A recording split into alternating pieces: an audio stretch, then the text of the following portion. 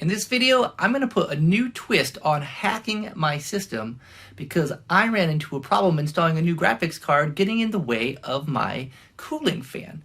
Turns out my cooling fan had a bit of plastic, which I'll show you in a moment, that prevented me from putting it back in and closing my case.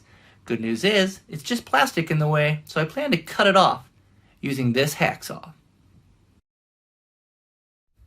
So the problem I'm having is the XFX 580 graphics card I just put into my system is really wide coming out to the end of the case here, and my cooling fan has these little stubs which are built for giving the fan support, but I don't really need it.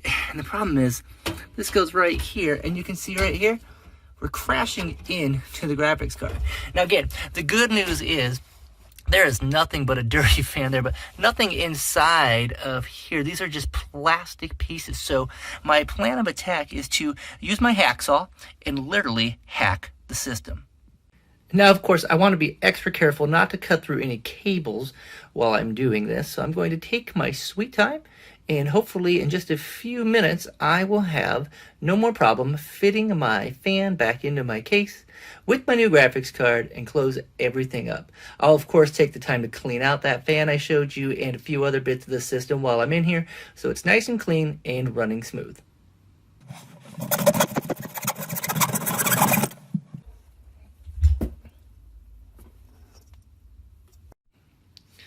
Alright, so here we have it. This piece was really nothing, no electronics in there, just some plastic that held some legs for support that I no longer need. And now I'm going to go in and see if my fan will fit back onto my case and allow me to close things up.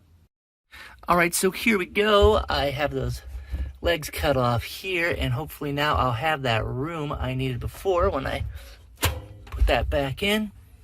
And bada bing, you can see right there, hacking the system really works. Alright, and with that, I was able to get my case shut back and sealed.